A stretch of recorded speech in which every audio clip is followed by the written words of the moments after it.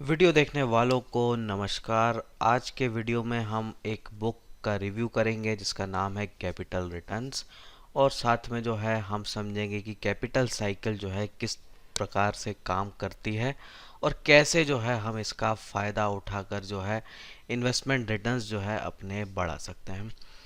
तो शॉर्ट में अगर हम बोलें कैपिटल साइकिल की बात करें तो जनरली ऐसा होता है कि कोई प्लेयर अगर प्रॉफिट बना रहा है तो उसका देखा देखी जो है क्या होता है कि दूसरे लोग भी वही बिजनेस करने आ जाते हैं, और जब दूसरे भी वही बिजनेस करने लगते हैं तो कंपटीशन बढ़ता है, प्राइसिंग पावर कम हो जाती है, और फिर अगर इकोनॉमी में कोई प्रॉब्लम होती है तो इनएफिशिएंट प्लेयर जो है वो बाहर हो जाता है, और उनके बाहर हो जाने के कारण क्या होता है कि सप्लाई साइड के इश्यूज हो जाते हैं, और जो एफिशिएंट प्लेयर है वो फिर से बड़ा पैसा बनाने लगता है, और उसके बड़े पैसे को देखते हुए फिर से जो है नए लोग आने लगते हैं। तो ये जो है एक साइकिल की तरह जो है वो चलता रहता है बार बार लगातार।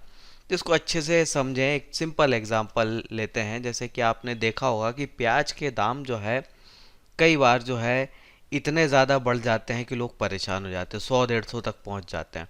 और कुछ साल जो है प्याज के दाम इतने कम होते हैं कि किसान जो है 1 रुपये किलो भी नहीं बेच पाता है। तो ये चीज़ क्यों होती है, कैसे होती है? होता क्या है कि जैसे किसी साल जो है प्राइस बहुत ज़्यादा है, बहुत हाई है, तो क्या होगा कि कुछ किसान जो है जिन्होंने उस समय इसको जो है उगाया था वो बहुत मोटा पैसा कमाते हैं। तो जब कोई देखता है कि दूसरे व्यक्ति ने जो है इतना पैसा कमाया है, तो ये एक ह्यूमन नेचर है, ईर्ष्या होती है, जलन होती है, जो भी आप कह लें। तो उसके कारण क्या होता है, वो सोचता है कि मैं भी जो है अगली बार प्याज उगाऊंगा और बहुत बढ़िया पैसा जो है कमाऊंगा, वो भी ऐसा सोचता है।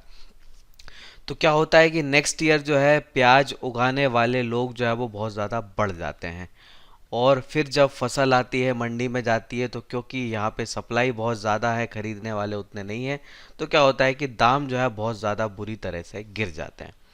और ये बुरी तरह से जो दाम गिरते हैं वो क्या कर देता है, कई प्लेयर्स को मार्केट से बाहर कर देता है। जैसे कि ऊंचे दाम प्याज के देख के कई किसान लोग जो हैं उन्होंने कर्ज लेके जो है अपना जो है प्याज में इन्वेस्टमेंट किया हुआ होता है, और ऐसे लोग जब लॉस करते हैं तो वो बाहर हो जाते हैं, उस बिजनेस से ही बाहर हो जाते हैं, प्याज के बिजनेस से ही बाहर हो जाते हैं।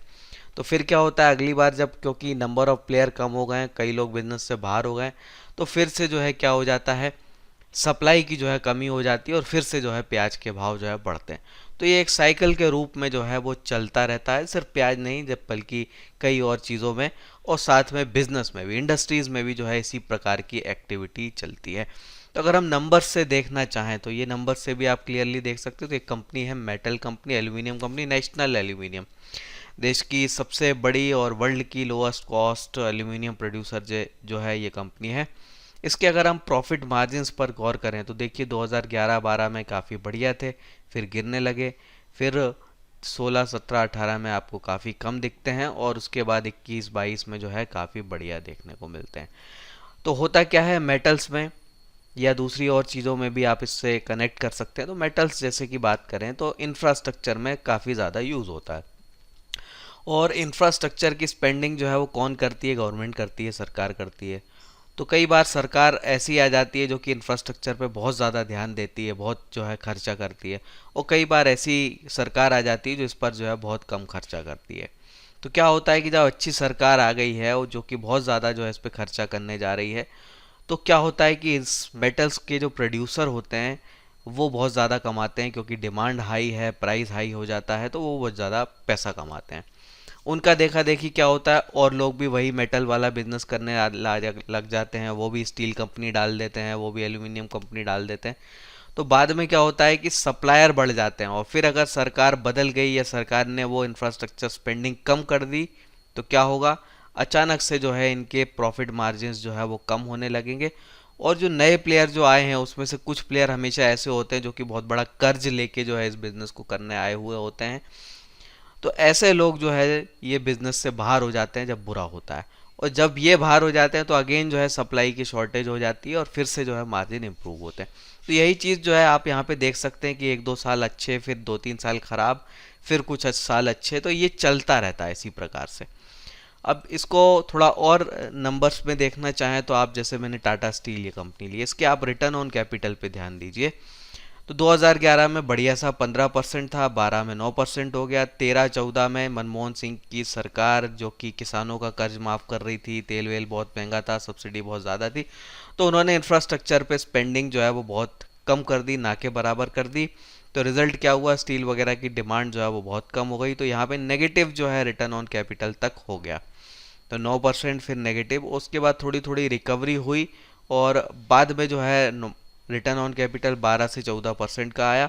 और इस समय कोरोना के बाद जो है गवर्नमेंट का इंफ्रास्ट्रक्चर पे स्पेंडिंग ऑल टाइम हाई पे चल रहा है, तो यहाँ पे आप देखिए 32% तक जो है रिटर्न ऑन कैपिटल हो चुका है।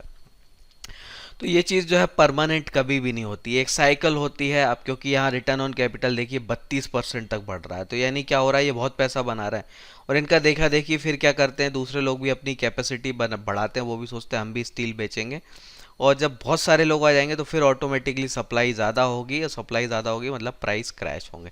तो ये साइकिल की तरह जो है चलती रहती है इसी प्रकार से। अब अगर मैं इस किताब की बात करूं तो ये बहुत बढ़िया किताब है।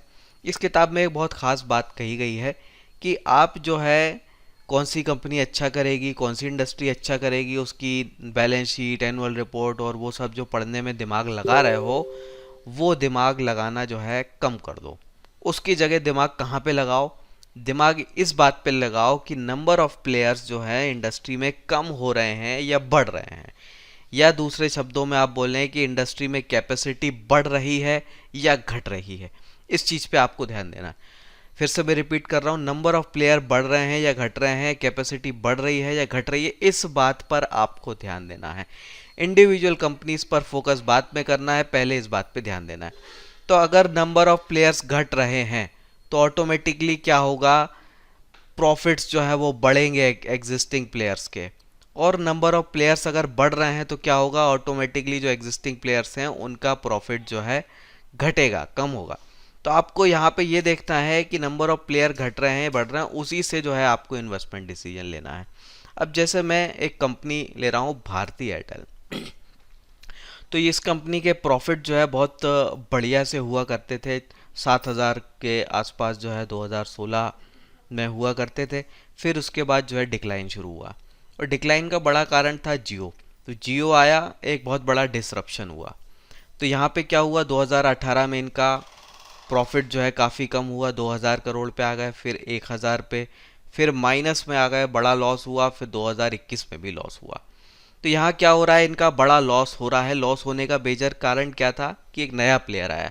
तो क्या होता है, जब भी नंबर ऑफ प्लेयर बढ़ेंगे, तो फॉर्मूला याद कर लीजिए, नंबर ऑफ प्लेयर अगर बढ़ेंगे तो लॉसेस बढ़ेंगे एग्जिस्टिंग प्लेयर्स के। तो यहाँ आप वो चीज़ देख सकते हैं 2018-19 वाले पार्ट में। लेकिन यहाँ पे आप चार्ट को देखेंगे तो प्राइस जो है गिरा था, शेयर का प्राइस गिरा था, लेकिन 2018 के बाद से जो है काफ़ी बड़ी तेज़ी हुई, 18 और 20 में स्पेशली। तो यहाँ पर अगर मैं तेज़ी की बात करूँ तो ऑलमोस्ट ट्रिपल से ज़्यादा जो है ये स्टॉक हुआ है बहुत ही कम समय। लेकिन यही मैं नंबर्स की बात करूँ तो नंबर्स ख़राब हो रहे थे, तो लॉसेस बढ़ रहे थे। देखिए 30,000 करोड़ का लॉस है, कितना बड़ा लॉस है, फिर 12,000 करोड़ का लॉस। इतना बड़ा लॉस आने के बावजूद भी शेयर का प्राइस बढ़ रहा था। क्यों बढ़ रहा था, क्योंकि अब जो है नंबर ऑफ प्लेयर्स घट रहे थे। तो टाटा डोकोमो बाहर, यूनिनॉर बाहर, टेलीनॉर बाहर, एयरसेल बाहर, तो इतने सारे प्लेयर्स जो है वो जा रहे थे। तो फिर से वही फॉर्मूले वाली बात आ जाती है कि जहां भी नंबर ऑफ प्लेयर घटेंगे, एग्जिस्टिंग प्लेयर का प्रॉफिट बढ़ेगा। तो यहाँ क्या हो रहा था, नंबर ऑफ प्लेयर घट रहे थे तो एग्जिस्टिंग प्लेयर का प्रॉफिट बढ़ेगा।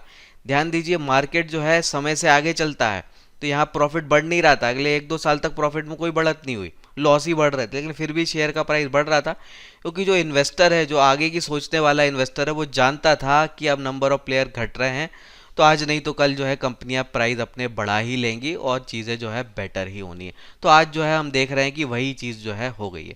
तो फॉर्मूला आपको याद रखना है।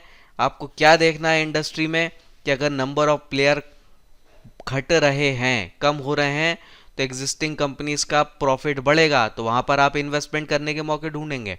और अगर नंबर ऑफ प्लेयर बढ़ रहे हैं किसी भी इंडस्ट्री में, तो वहां क्या होगा, एग्जिस्टिंग प्लेयर के प्रॉफिट जो है वो डाउन होंगे। और ऐसी सिचुएशन में आपको क्या करना चाहिए, उस इंडस्ट्री की कंपनी में इन्वेस्टमेंट नहीं करना चाहिए। तो ये बड़ी सिंपल सी सरल बात है जो आप जो है इस किताब में पढ़ेंगे। तो ये किताब जो है आपको पढ़ना चाहिए, काफ़ी बढ़िया किताब है। तो आज का वीडियो जो है मैं ख़त्म करता हूँ। उम्मीद है आपको बात समझ में आ गई होगी, कुछ ना आया हो तो कमेंट में बताइए। फिर मिलते हैं। जय हिंद।